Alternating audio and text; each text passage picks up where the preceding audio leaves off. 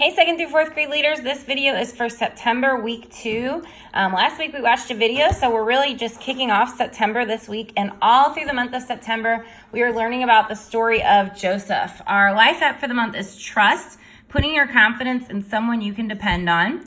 And our memory verse for the month is Proverbs 3:5. Trust in the Lord with all your heart. Do not depend on your own understanding. Great memory verse for the month. And this week, our story is about when Joseph was sold by his brothers. And our bottom line is when you think you're alone, you can trust that God is with you. So make sure that all the kids get their memory verse magnet and also their parent cue card for this week.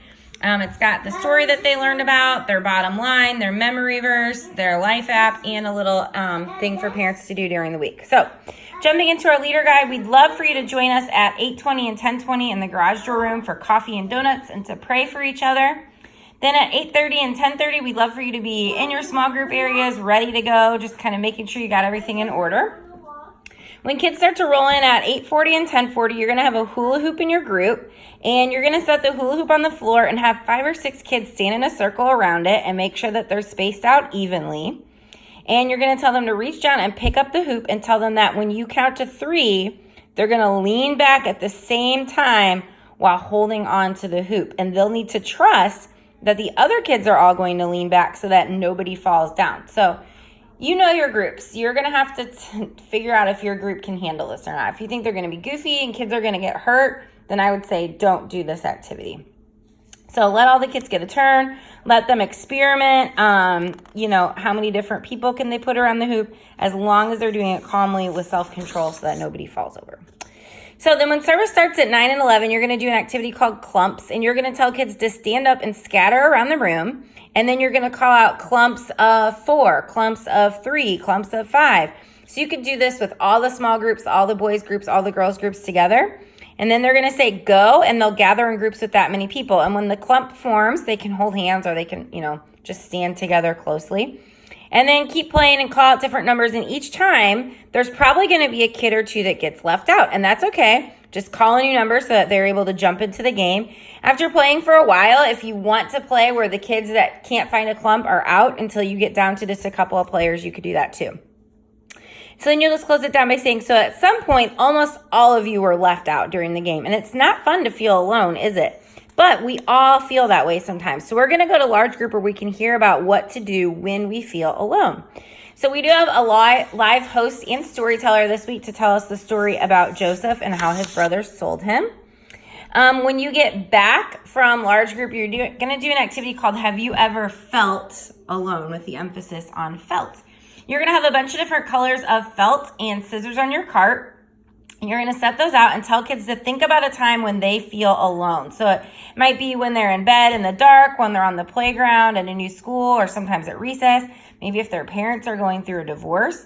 And have them think about something that can remind them that God is with them during that time. So maybe like a light bulb at night, or a hand for Jesus being their friend in the playground, or maybe a heart or a phone to represent someone they could talk to if their family's going through a hard time. Just encourage kids to be creative. Think about a time when they feel alone and what is something they can make that would remind them that God is always with them.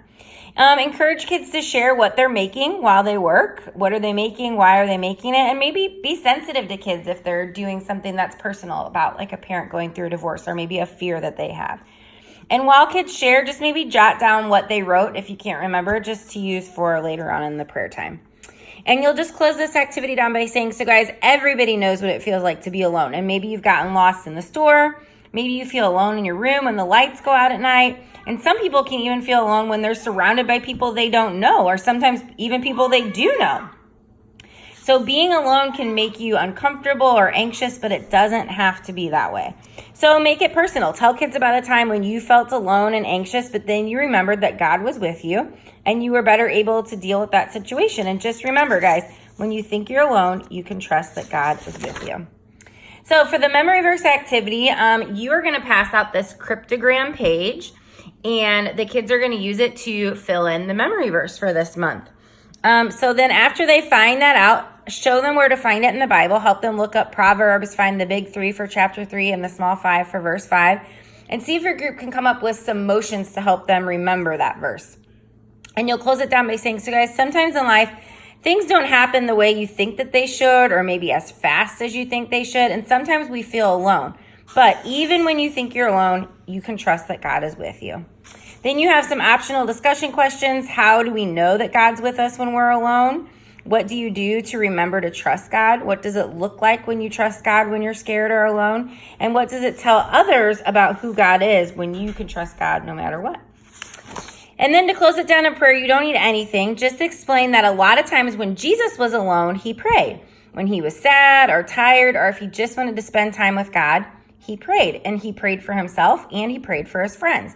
So tell kids to partner up and they're going to pray with a friend, and encourage kids to share at least one thing they'd like their friend to pray about for them right now and throughout this week. And it could be, should be, maybe something that relates to them feeling alone. And ask kids to pray one sentence prayer for their friend. And if they're not comfortable, that's okay. They can pray silently in their head. And then you can just close this down by saying, so you might have to remind yourself that God is with you. And you can do that by praying, which helps you to feel like you're not alone. And it also helps to know that other people are praying for you. So don't forget to pray for your friend this week, and also pray for yourself, so that when you think you're alone, you can trust that God is with you. So as adults pick up, tell them to ask their kids about the felt items that they made and why they made that item. So that's it for this week, guys. Thank you so much for coming in and leading. We have our fall kickoff tomorrow. We're going to have the balloon lady there. Lots of energy. Grandparents' Day. It's going to be a great day. Hopefully it's going to be a full day, a crowded day. So we're really looking forward to it. Thank you guys for leading and just helping to partner with parents on a very real and practical level. And remember, make it personal. Get to know your kids. Get to know their names. Their names matter. How you say it matters. How you spell it matters. And just that you know something about them matters. So thank you guys for serving. Have a great afternoon, and I'll see you tomorrow.